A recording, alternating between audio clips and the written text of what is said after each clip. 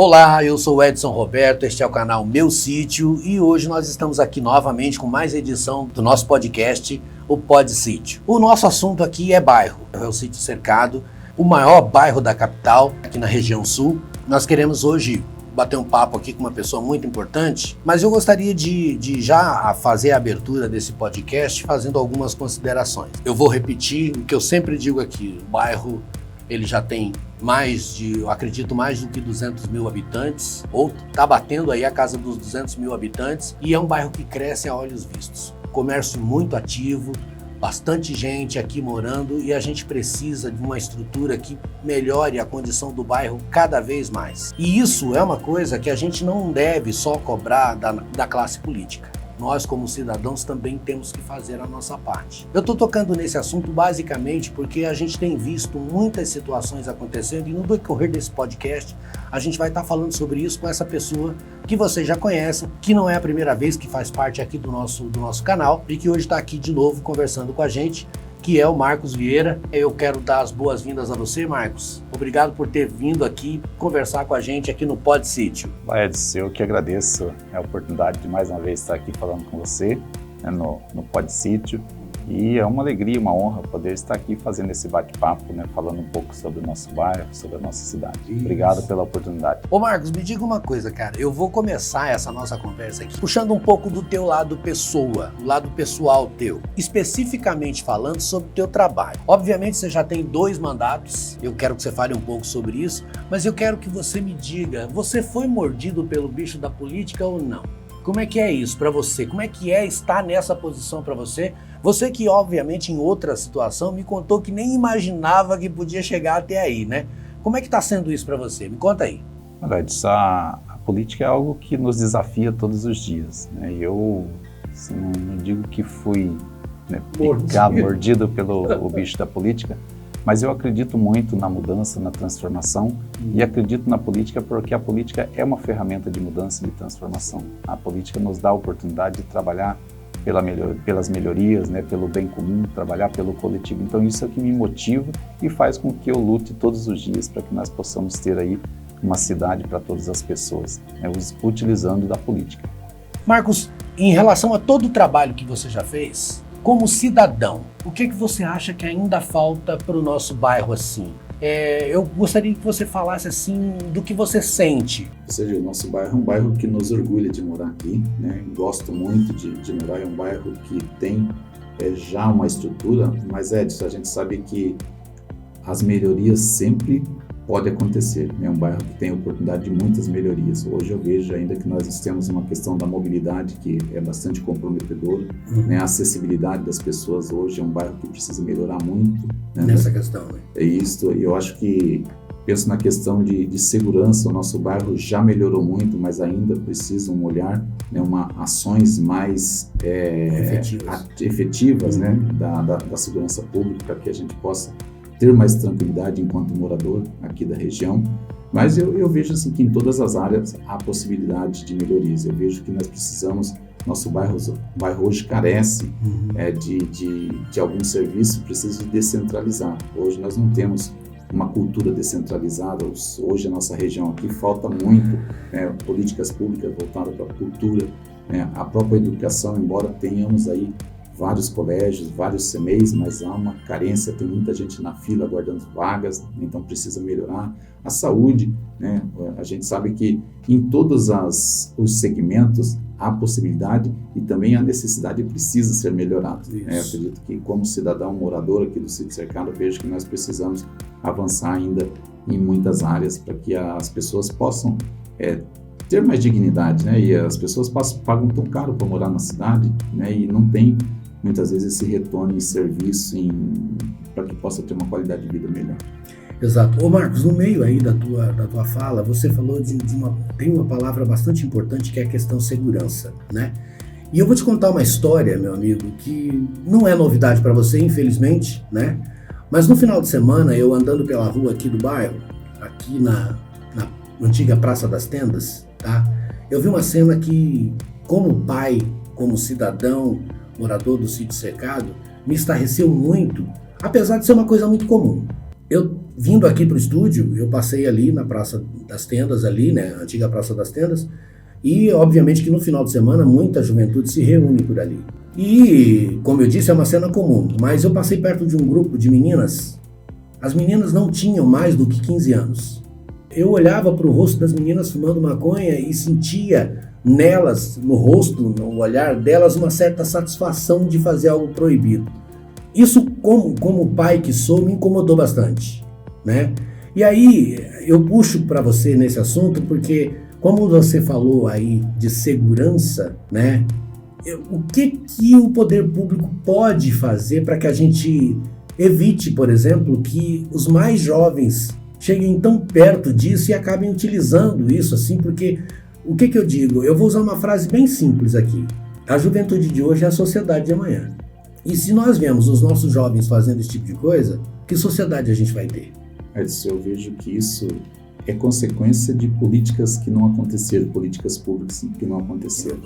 Eu acredito que a solução para isso passa pela educação. A educação é aquilo que eu comentei.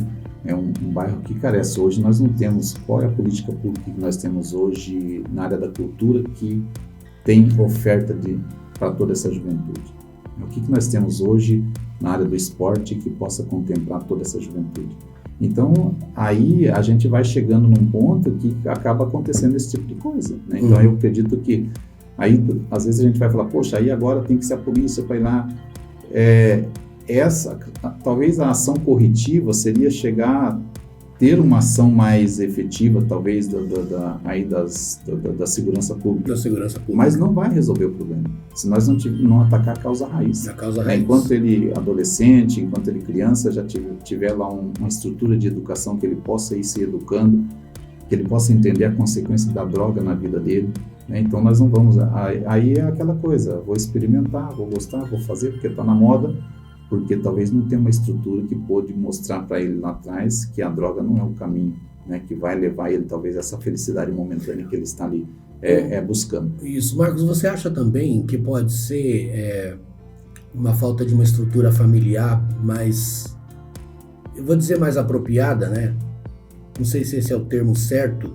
Você concorda com essa afirmação? Eu acredito assim que é uma soma de vários fatores.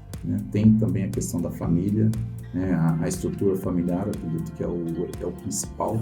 Mas muitas vezes hoje nós sabemos das condições que nós temos, o pai e a mãe precisam trabalhar, ou ali a pessoa que é responsável precisa trabalhar e a criança muitas vezes precisa ficar sozinha, e às vezes ficando sozinha não fica em casa, vai para a rua, e na rua acaba encontrando de tudo. Então eu acredito que é uma soma de fatores que levam a essas situações que hoje nós presenciamos, que muitas vezes, como você disse, a gente vê que é normal, mas nós não podemos encarar isso como uma realidade normal, né? A gente tem que se indignar com isso e lutar. E é por isso que eu hoje talvez acredito que a política é a ferramenta de mudança e de transformação, né? Onde se tem políticas públicas que possam atender principalmente a periferia da cidade, que fica muito a desejar.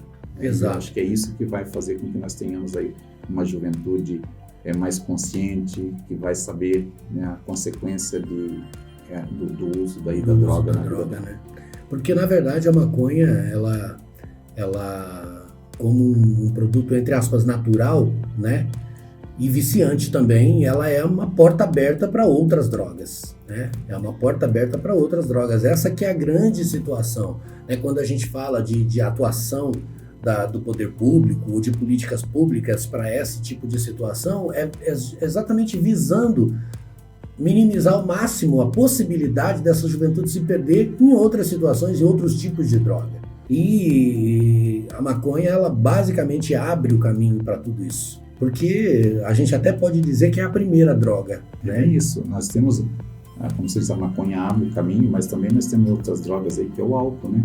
Isso. E uma coisa puxa a outra. Uma coisa puxa a outra. E aí, quando ela chega a começar usar um outro tipo de droga, daí talvez fica muito mais difícil, aí fica quase que um caminho sem volta.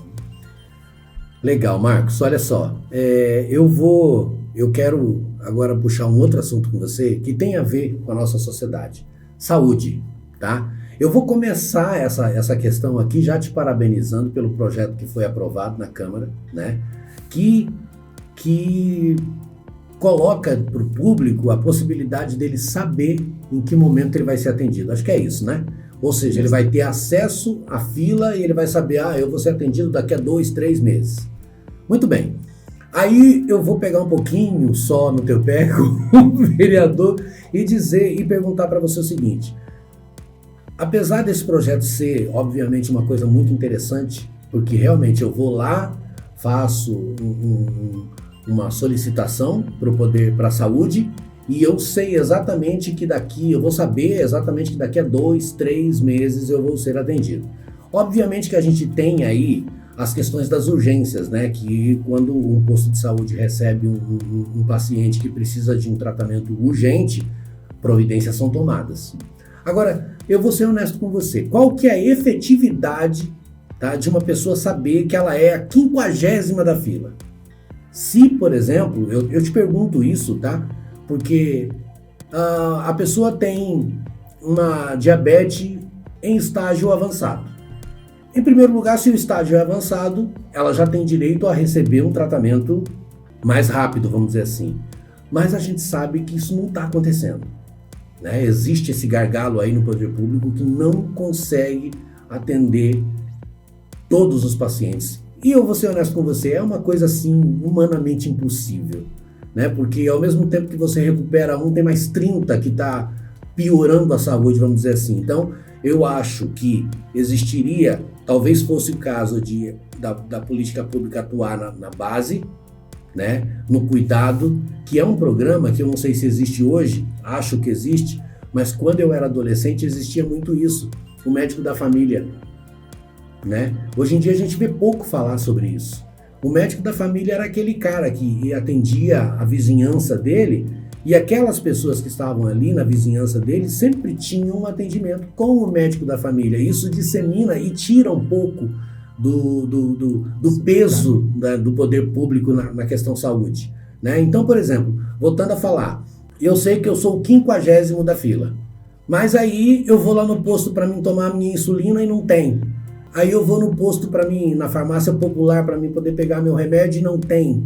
Entendeu? Aí é que eu pergunto para você qual que é a efetividade de eu saber que eu sou o 50º da fila, né? Se toda a estrutura está falhando, ser o 50º da fila e eu saber que eu vou ser atendido daqui a 5, 10 meses, não vai resolver muito o meu problema. Por outro lado, a gente tem que comemorar, porque essa é uma conquista que eu acho que abre porta para outras conquistas que com certeza virão aí, né? Eu não vou, de forma nenhuma, a gente está desmerecendo essa vitória aqui, mas é isso que eu quero saber de você, porque uma vez que a gente consegue realmente saber, nós precisamos que a estrutura esteja pronta para nos atender, para eu passar por esses 10 meses tranquilo para poder receber o meu atendimento então. O que você tem a me dizer sobre isso, Marcão? Vamos lá. Muito boa a sua pergunta, né? E acho que é importante a gente também separar as coisas. Isso. Né? A falta de medicamento é um problema de gestão, né? Que aí tem que ser cobrado por que está faltando medicamento. Uhum. A proposta do projeto, Edson, é assim. Hoje nós sabemos que tem pessoas que estão há 3, 4 anos na fila, até mais. Nós temos relatos, né, de pessoas que estão lá e tem pessoas que morrem sem ser atendidas. Qual é a proposta do projeto, da lei?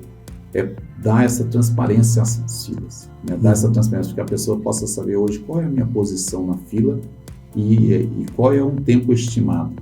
Por que talvez isso vai ajudar as pessoas? Porque se você que está com a doença, você vai saber o tamanho da sua dor. Exato. Se está lá, o SUS vai te mostrar, a prefeitura vai te mostrar que o tempo estimado daqui 10 meses. Você sabe que essa doença até com 10 meses ela pode agravar, ela vai te dar a oportunidade de você buscar uma outra alternativa. Outro meio, vai ser particular, vai fazer alguma coisa, você vai poder fazer para que você trate essa doença antes que ela agrave mais e talvez não tenha mais, né, como reverter a situação. Então essa é a proposta do projeto, ela poder dar transparência para você saber qual é a sua posição na fila. Daqui 2 anos, daqui 2 anos eu não aguento, né? Então você dá também essa oportunidade de você fazendo essa avaliação, buscar um outro caminho para você se tratar e manter vivo, né? Não deixar chegar talvez aí no extremo. Então essa é a proposta do projeto. Ele não vai resolver o problema de medicamento, ele não vai resolver outros problemas. Mas eu acredito que uma vez que a população começa a saber, poxa vida, já estou aqui 1 ano, ainda vou ficar mais 5, 6 meses, pode começar aí uma movimentação e você sabe que a pressão funciona. Sim. E o poder público vai, os responsáveis, os gestores vão ter que buscar alternativa, meio para que possa acelerar, né, esse atendimento das pessoas. Mas a proposta do projeto é dar transparência, saber, olha, eu estou na fila já aqui há 1 ano e eu ainda tenho mais 6 meses no tempo estimado para que eu possa ser atendido. Então, basicamente essa a proposta do projeto, né, da lei que foi aprovada. Você tem projetos para a sua próxima eleição, se ela acontecer?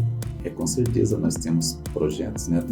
Na nossa proposta é continuar o trabalho. E hoje a gente vê, nós tivemos nesses últimos 2 anos, nessa legislatura, nós já protocolamos mais de 50 projetos.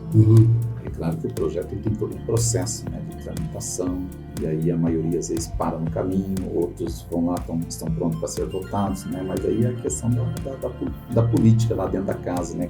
Coloca, não coloca projeto, segura, depende muito da articulação. Mas é claro que nós vamos estar lutando dentro daquilo que cabe ao vereador propor, nós vamos estar propondo com certeza, nós vamos continuar lutando pela questão da mobilidade, da acessibilidade, né, da descentralização da cultura, né, principalmente da questão da saúde, que seja trabalhada uma saúde preventiva, não a saúde, hoje muita gente fala, nós estamos trabalhando na saúde, mas às vezes está trabalhando com a doença. Né? Com a doença. Trabalhar com a saúde é ter um projeto de saúde preventivo. E é no trabalho preventivo que eu acredito que tem o melhor resultado. Então, nós, com certeza, vamos falar, o vereador, ele é vereador da cidade, mas cada vereador tem sua base. Tem sua base, é claro que isso. Eu sou filho aqui do Sítio Cercado e o nosso olhar maior, ele está aqui. E nós, é claro que atendemos toda a cidade, todas as demandas que chegam, nós vamos estar aí prontos para atender, mas é claro que nós estamos de olho para melhorar aqui. E tudo aquilo que proporciona o bem, né, a qualidade de vida para a população, nós estamos buscando isso, nós estamos lutando por isso. Né? Legal, Marcos. Escuta, você falou uma coisa ali, aí, assim, ó, nós como cidadão, a gente chega à época de campanha, né, a gente fica recebendo os caras batendo na nossa porta, né, querendo o nosso voto. Como que é o dia a dia dentro de uma Câmara Municipal no trabalho de um vereador? Porque a gente sabe que o trabalho do vereador é propor leis e fiscalizar. Mas como é que é?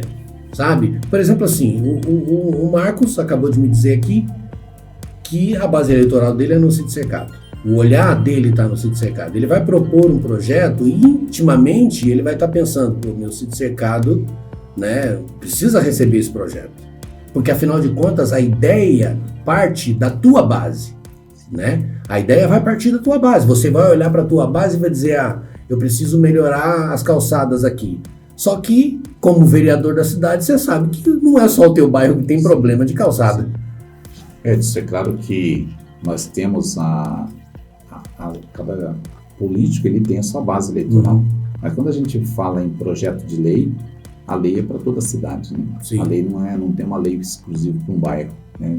Então, a lei é para todas as pessoas e tudo aquilo que é pensado junto, é construído com a população, ele vale para toda a cidade. E as demandas, geralmente, as demandas do Sítio Cercado também são demandas lá do Abranche, demanda lá do Santa Cândida, então tudo. Nós vamos usar um exemplo, as calçadas.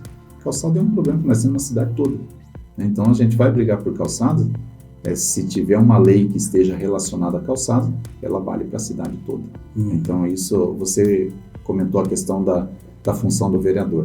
É claro que a função principal do vereador é fiscalizar e legislar, mas o vereador tem a responsabilidade também de apresentar todas as demandas da população, de ouvir, porque ele é o porta-voz da população, né? E fazer esse encaminhamento, apresentar ao executivo para que possa ter uma ação que atenda essa necessidade do povo. O dia a dia de um vereador, o meu dia a dia, né? Vou falar do meu dia a dia, é um dia que começa muito cedo e termina muito tarde. Muito tarde. Muito tarde, porque realmente a gente luta muito o dia todo buscando atender o povo, ouvir, propor ações em cima daquilo que é apresentado para nós e fazer os encaminhamentos. Legal. Ô Marcos, nós falamos aqui sobre segurança e eu até te falei uma história de adolescentes assim. Existe algum projeto efetivo que melhore essa questão da segurança para as crianças e para os adolescentes do bairro, assim? Tem alguma ideia, alguma coisa que esteja lá, que você possa falar, obviamente, como um projeto para melhorar essa questão? Porque você sabe, eu sei que volta e meia acontece de uma criança desaparecer, né, de crianças serem assediadas na rua. Então eu queria saber de você se existe algum projeto, alguma coisa para poder melhorar essa questão, tá? Aumentar policiamento, não sei. O que você me fala disso? Olha, Edson, é claro que tem muitos trabalhos dentro da segurança pública que é para poder prever esse tipo de crime. Mas nós sabemos que o criminoso ele é imprevisível, a gente não sabe como é que ele age. E até mesmo quando a gente fala de segurança pública, vai falar de polícia, né, seja a polícia militar, ela foge da nossa alçada enquanto município, né? É o Estado que é responsável pela polícia militar.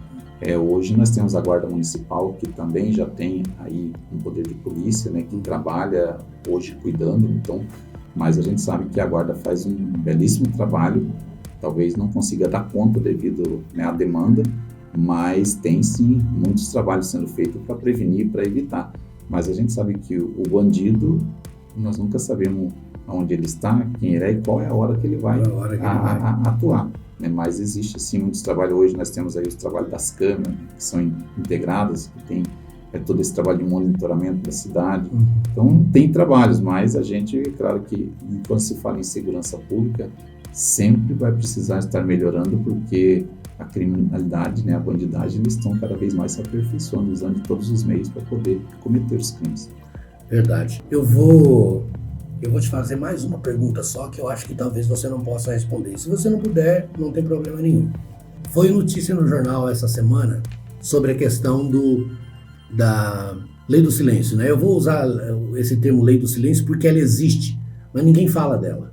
Quando se entra nesse assunto, se diz assim, perturbação do sossego. Mas acontece que existe uma lei.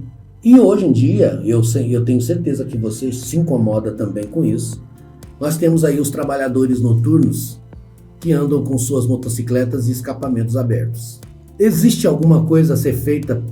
Porque eu vi, inclusive na TV, que determinada cidade do estado prendeu as motos todas, ou pelo menos uma boa parte delas. Eu vi uma notícia disso e eu falei assim, nossa, tomara que isso venha para Curitiba, porque, cara, tá terrível esse negócio. E o que é pior, né? Eles estão trabalhando e estão se divertindo também, porque daí fazem aquela barulheira, empina a moto. Por exemplo, aqui no Sítio Cercado nós temos aquele túnel ali onde passa a linha do trem. Eles chegam embaixo daquele negócio, cara, e aceleram a moto com tudo ali. Eu confesso a você que eu estava dirigindo o meu carro, tomei um susto, porque ele chegou do meu lado e deu uma acelerada muito violenta. Bom, Edson, já existe a lei. O que hoje dificulta é a questão da fiscalização. Né?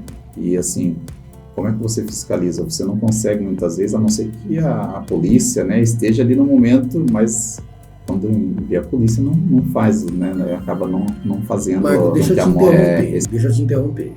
Porque tem uma situação muito especial nessa questão. Porque a moto, ela sai de fábrica com normas. Se isso está acontecendo é porque o sujeito compra a moto e ele vai na loja e manda tirar, entendeu? Então eu acho que não precisaria nem que a polícia ficasse na rua para prender a moto, né? Porque se eu comprar uma moto, for numa loja e falar, vamos abrir o miolo aqui, e o lojista falar, eu sinto muito, meu amigo, mas não vou fazer isso, porque ele também tem que cumprir a lei. Sim. Resolveria o problema. A gente teria solução para esse problema. É verdade? Você não concorda comigo? Porque o cara, ele pode até ser mecânico, ele pode até abrir a moto dele, mas se ele abrir, ele vai ser um que vai abrir. É mais fácil da polícia agir nesse caso. É um mal para todas as pessoas, né? Hoje, se a gente fala a pessoa idosa, né? Todos nós sofremos com isso. Mas aonde você tem idoso, onde você tem hoje, nós temos problema. Tem muitas crianças que sofrem com autismo, né? E isso é um problema sério. As mães, as famílias sofrem devido a essa ação desses motoqueiros que agem dessa maneira. Então eu acredito que aí é uma questão de irresponsabilidade. Né? A pessoa que faz isso é um irresponsável, porque ele sabe que ele está causando mal para as pessoas, mas eles usam isso como meio de diversão. Né? Eu não consigo entender por que fazem isso. Mas a ação, hoje já existe uma lei que proíbe, mas precisa ter mais efetividade na fiscalização para poder conter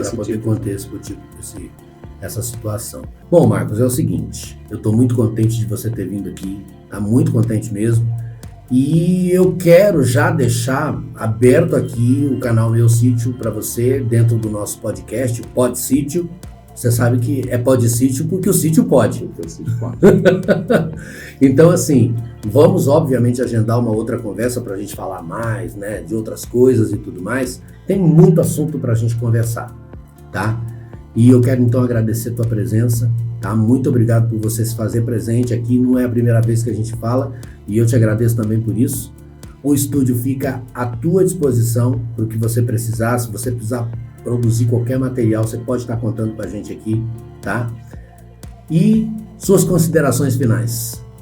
Edson, eu quero agradecer a oportunidade mais uma vez de estar aqui participando junto com você que tem todo esse trabalho, né? Você que gosta do Sítio Cercado, você que faz esse trabalho para poder divulgar o sítio também, para que possa, né, ser melhorado cada vez mais. Então, quero agradecer e dizer para você, em tudo isso que nós conversamos, eu acredito que tem só uma ferramenta que pode contribuir com isso, para a mudança e transformação, que é a educação. A educação é capaz de agir em todas essas situações que nós trouxemos aqui. E transforma o mundo. A educação, ela é capaz de transformar, porque a educação, ela transforma pessoas, né? E pessoas podem mudar o mundo. É isso que eu acredito, e essa é uma fala do Paulo Freire, e eu acredito muito nisso.